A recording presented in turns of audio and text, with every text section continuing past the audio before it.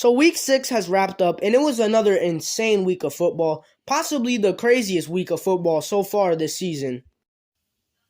I mean, there was just so much upsets, so much unpredictable things, so much crazy moments. This week was insane. And not only that, but this week I was incredibly wrong about a lot of things. I went 5-9 this week for my predictions. 5-9. That is horrible. And that makes my overall prediction record 48-46, which also was not good. That's crazy. This was the week where I finally decided to make some bold predictions, and they pretty much all backfired on me. But there were some other games where it seemed like there would be no way where this one team would lose, and then they would happen to lose. There was actually a lot of games like that this week, and that's what I think makes this week so crazy. But alright, let's get on to with my reactions, starting off with the Thursday night football game, the Bears vs. Commanders. We thought we couldn't get a worse football game than the Broncos vs. Colts, and literally the next week, literally 7 days after, we get the Commanders vs. Bears.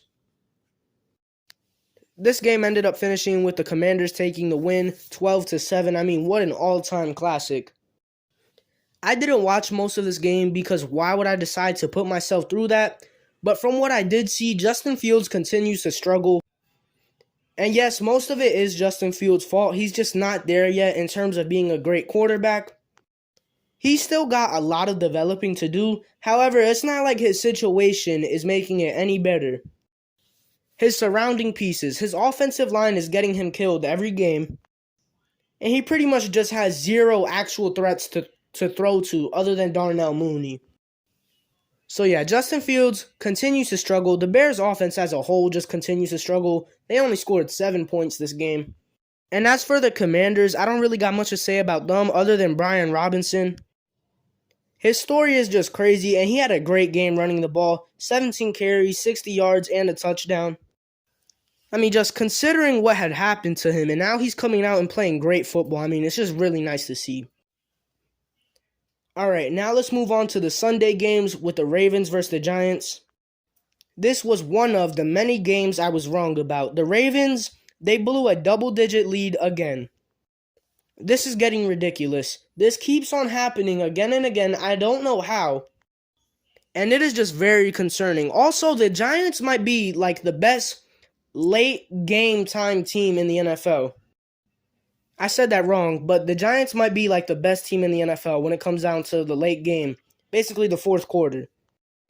I mean, it just seems like most of the game they're sluggish, trailing behind, and then once that fourth quarter hits, they just get this new life put into them. I mean, it's really just their defense. Their defense came up really clutch in that game, forcing 2 huge turnovers late in that game to help them win.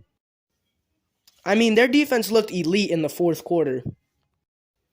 On offense, it was still much of the same thing, just a dominant run game. I will admit their pass game was a little better this game. Daniel Jones had 19 completions and 2 touchdowns. But like I said, the Giants' defense just won them this game. And as for the Ravens, well, they just collapsed again. Lamar just hasn't been playing good as of recently. The first 3 weeks, he was elite, and these past 3 weeks, he's just been struggling. And this is just really concerning for the Ravens going forward because they just can't manage to hold on to a lead. But yeah, congrats to the Giants. They're 5-1. I mean, they look really good, especially that defense. Jaguars Colts. I'll admit, I didn't pay much attention to this game. I was just kind of score watching it. And in doing that, I saw that the Jaguars really just controlled most of the game. Until the fourth quarter when the Colts, I guess, they just put it together and ended up pulling this game out. Matt Ryan went off this game. He completed 42 passes out of 58. Why was he throwing the ball that much? I don't know. Maybe because they were trailing for most of the game, I guess. Threw for almost 400 yards, 3 touchdowns. It looked like most of this was towards Michael Pittman, too. Had 13 receptions, 134 yards. So it looks like the Colts' offense was actually really good this game instead of their defense, and I thought that their defense was going to carry them to this win. But it really didn't, mostly because it looked like the Jaguars had a really dominant run game. That running back situation in Jacksonville still looks pretty interesting. Who is their lead back, Travis Etienne or James Robinson? I don't know. because they're getting similar touches. Like, their touches are pretty much identical to each other. But Travis Etienne is doing more with those touches. Like, he's getting more yards. Now, the system is made for it to probably be like that. But I don't know. That's like the only interesting thing about the Jaguars right now. Also, Trevor Lawrence got 2 rushing touchdowns this game. Who let him do that? All right, Patriots-Browns, another game I was extremely wrong about. Yeah, I had the Browns winning this one, and that is far from what actually happened. Patriots just deliver another spanking. Bailey Zappi, he is elite. Like, no joke, he is actually playing really good, and I have no idea why this is happening. Also, Ramondre Stevenson, 76 yards, 2 touchdowns. I guess he's the number 1 running back for New England, but also Damian Harris has been injured, so we'll just have to see about that. I mean, the Patriots never have one distinctive starting running back anyways. And the Browns, Jacoby Brissett has just been struggling this season. I think that's what's really holding them back. And also the run game, which is usually what is very good for the Browns, just wasn't there this game. Nick Chubb only got 56 yards, but that was just on 12 carries.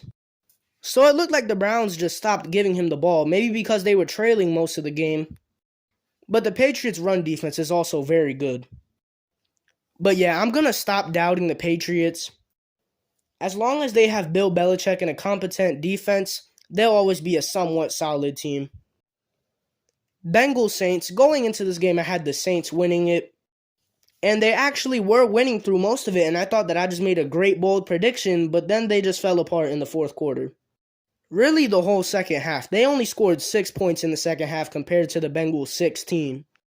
Joe Burrow went absolutely off, 300 yards with 3 touchdowns.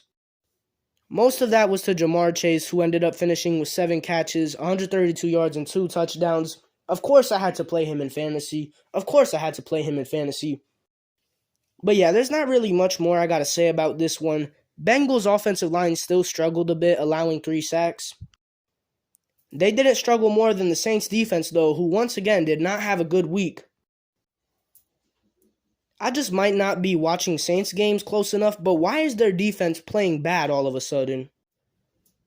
Anyways, Bengals get a much-needed win, and the Saints suffer a pretty bad loss that they couldn't afford. Bucs Steelers, the Steelers win here. I don't understand what happened this game. And I'm not going to try to. I'm not talking about the Bucs. If I am going to talk about the Bucs, it will be in their own separate individual video. But yeah, the Bucs suck, specifically Tom Brady and the offense. Their whole offense just continues to struggle. The divorce is really messing up with Tom's head. How do you lose to the Steelers? Kenny Pickett exited the game early. He got injured. I'm pretty sure it was a concussion. So then Mitchell Trubisky took over, led the Steelers to the win. Chase Claypool was dominant this game. Had 7 catches, almost 100 yards, and a touchdown. He just had his one good game of the season. This is like the most Steelers win ever. They'll play bad, but then they'll beat one good team. And I don't even know if the Bucs count as a good team. They're supposed to be good, but they're not good this year. 49ers versus Falcons. We continue with the upsets. I guess that Falcons offense was just too much to handle for the 49ers defense. Yeah, I didn't watch this game. I was just score watching in utter disbelief that I was seeing what the Falcons were doing. And this wasn't like, a close win where they won by like 3 points. No, they won by 14 points here. They dominated. The only good thing going on for the 49ers this game was Brandon Ayuk, who scored the team's 2 touchdowns. The 2 touchdowns the 49ers scored were both from Brandon Ayuk, which is great for me because I picked him up in fantasy because I needed to pick somebody up because my whole team is injured. But I still lost my fantasy matchup, so that was 28.3 points gone to waste. Yeah, I had to rant about my fantasy team real quick. It's bad. Not as bad as the 49ers were this game. Packers versus Jets. I'm not saying anything about the Packers. New York football is elite this year. Every single team is good. The Jets are 4-2. The Giants are 5-1, and so are the Bills. The Jets got a dominating win here. They beat the Packers 27-10. Breece Hall played absolutely amazing. Sauce Gardner is the GOAT, and Aaron Rodgers misses Devontae Adams. Vikings-Dolphins. The Vikings get a win here and improve to 5-1, which is honestly kind of crazy. I thought the Vikings were going to be pretty good this year, but I didn't expect them to be 5-1 at the start of the season. They just continue to play really well. Their defense played really good this game. Like, finally, the Vikings defense finally decided to play football. Now, of course, it is hard to judge that when the Dolphins starting quarterbacks were Skylar Thompson and then Teddy Bridgewater, which just doesn't make sense to me. I thought Skylar Thompson was the third string, but he started this game when Teddy Bridgewater was obviously active, so that's weird to me. But yeah, the Dolphins just need Tua back, and luckily they are getting him back next week against the Steelers. And I also guess that Tyreek Hill and Jalen Waddle are just the ultimate playmakers because they continue to make stuff happen even without their starter. Tyreek Hill had 12 receptions for 177 yards. Jalen Waddle had 6 receptions for 129 yards. But Jalen Waddle also did kind of fumble the game away, literally. Like, the Dolphins were making a drive down the field, and then Jalen Waddle caught a pass and then fumbled. And that kind of just gave the Vikings the game right there. Panthers-Rams, not much I gotta say about this one, obviously. My Panthers are falling apart. We have the worst record in the league. We already traded away Robbie Anderson. I expect CMC to be gone. I expect DJ Moore to be gone. I expect Brian Burns to be gone. And I honestly wouldn't even be too mad at that because all we're doing is just wasting their talents. So just trade them somewhere where their talent actually means something.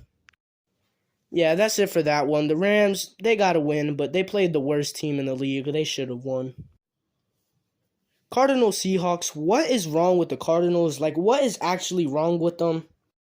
They are such a weird team, and I don't have anything to say about them because they're just so confusing. I thought they were going to be able to beat the Seahawks here, but I'm sorry. The Seahawks are actually really good. Kenneth Walker, he's a starting running back now since Rashad Penny is out for the rest of the season, I'm pretty sure. And with that said, Kenneth Walker had a really good game. 21 carries, 97 yards, a touchdown. That's all I really got to say about this one. The Cardinals, they got some problems. And the Seahawks, shout out to them. They're actually pretty solid, I guess. Bills Chiefs, this is a weird one for me. I watched this game. I watched pretty much the whole game. But I kind of just don't remember most of what happened, which is kind of weird. I guess I was just too much into the game, but this game definitely delivered. It was great. Bills end up winning 24-20. The defenses were kind of the main point of this game. This was a relatively low-scoring game for both of these teams.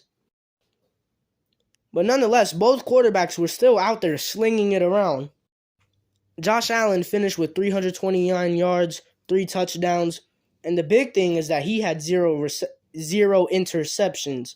Mahomes threw for 338 yards, 2 touchdowns, but he threw 2 interceptions. And that kind of is what lost them the game. I did say that in my predictions. I said something along the lines of the Bills are a more complete team. I have more trust in their defense, and their defense ended up getting them the win with that really clutch interception with 50 seconds left to go in the game. Yeah, just a really entertaining game. The Bills continue to be probably the best team in the NFL. And the Chiefs, it is a big loss. You probably will end up playing this team in the AFC Championship game. But to be honest, they probably would have won if they just played a cleaner game of football. Eagles-Cowboys, I'm stupid. I thought the Cowboys were going to win this game. I was buying into the Cowboys hype. I hopped on the Cowboys bandwagon, and they lost. Cooper Rush sold this game. He threw 3 interceptions. 2 of them were when the game was actually really close, I think a 1-score game. So yeah, the Cooper Rush hype train is over. But yeah, the Eagles defense was elite this game, helps them improve to 6-0, and still remain as the only undefeated team in the NFL.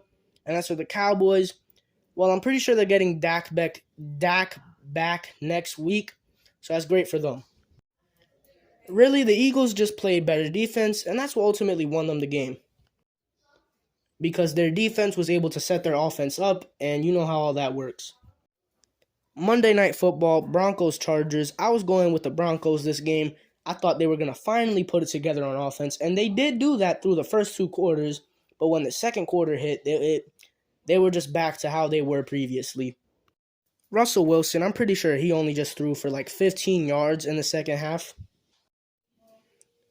And to the surprise of nobody, the Broncos' defense is what kept them in this game. They gave the Chargers' offense a lot of struggles.